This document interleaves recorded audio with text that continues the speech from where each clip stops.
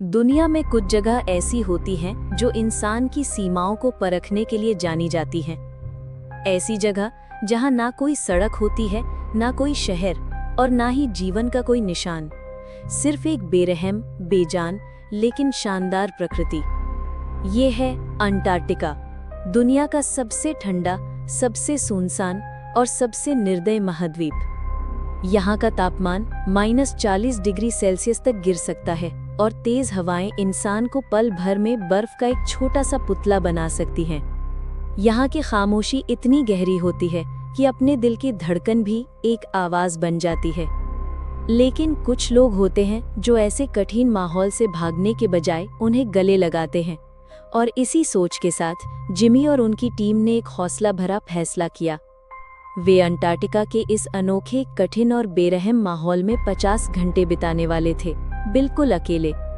ये सिर्फ एक स्टंट नहीं था, ये एक मिसाल थी, इंसानी हिम्मत, दोस्ती और प्रकृति के सामने इंसान के साहस की एक जीती जागती तस्वीर। उनका सफर शुरू हुआ एक छोटे से प्लेन से। प्लेन का दरवाजा खुलता है और ठंडी हवा का एक तेज झोंका उनके चेहरे से टकराता है। ये ठंड इतनी गहरी थी कि हर सांस एक छोटे बादल में बदल जाती थी, जैसे हवा भी कह रही हो, स्वागत है अंटार्कटिका में। सफर अब शुरू हो चुका था। प्लेन से उतरने के बाद पहला काम था एक ऐसे पहाड़ तक पहुंचना जहां तेज हवा से बचने का कोई ठिकाना मिल सके। उनके कंधों पर भारी सामान था, हर कदम बर्फ में धंस रहा था। विस्तृत सफेद मैदान जहां सिर्फ उनकी सांसों की आवाज और बर्फ पर पड़ते कदमों की हल्की सी खनक सुनाई दे रही थी। लेकिन अंटार्कटिका का मौसम एक पल में बदल गया। दूर आसमान का रंग गहरा होने लगा, तेज हवाओं ने बर्फ के छोटे टुकड़े उड़ाने शुरू कर दिए और अगले ही पल एक जबरदस्त बर्फानी तूफान ने उन्हें घेर लिया। अब सिर्फ एक ही लक्ष्य था, जिंदा रहना। उन्होंने तुरंत कैंप लगाने का फैसला किया, लेकिन एक आम टेंट यहाँ काफी नहीं था। उन्होंने बड़े बड़े बर्फ के ब्लॉक्स काटकर अपने टेंट्स के चारों तरफ एक सुरक्षा दीवार बनाई। बर्फ सख्त थी, हवा तेज थी, हर काट मुश्किल था। घंटों की मेहनत के बाद एक सुरक्षित ठिकाना तैयार था। रात तूफान के साए में बीत गई। सुबह का मंजर कुछ और ही था। सूरज की रोशनी बर्फ पर चमक रही थी। ऐसा लग रहा था जैसे रात का तूफान कभी आया ही नहीं। इसी वक्त जिमी और नोलन ने एक नया चैलेंज सोचा, एक ऐसा पहाड़ चढ़ना जिसे अब तक किसी ने नाम तक नहीं दिया था।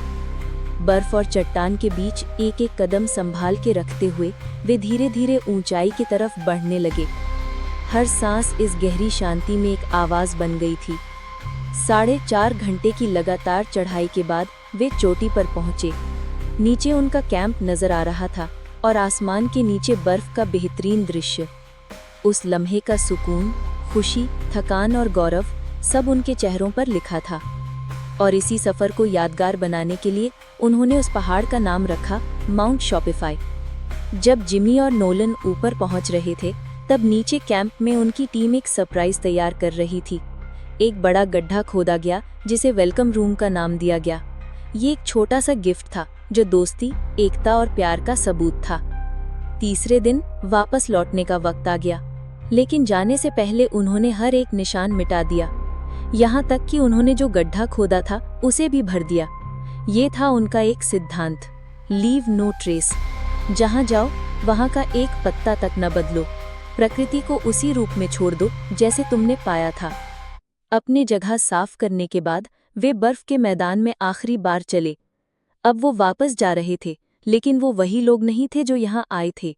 ये 50 घंटे उनके लिए सिर्फ एक सफर नहीं, बल्कि एक जिंदगी का सबक बन गए थे। और फिर वे अपने प्लेन तक पहुंचे।